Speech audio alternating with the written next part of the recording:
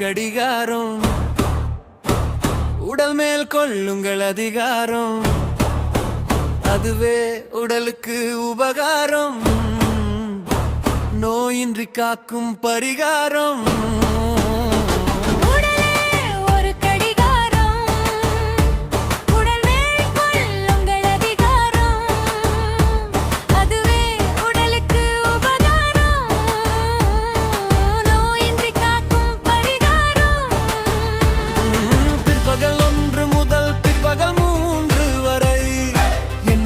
செய்ய வேண்டும், என்னதான் செய்ய வேண்டும் என்றுதான் சொல்லுச்சு உடல் கடிகாரம். பிற்பகல் 1 முதல் பிற்பகல் 3 வரை வேலைக்காரன் போல ஒண்ணு சிறு குடல் வேலை செய்யும் என்றுதான் சொல்லுச்சு.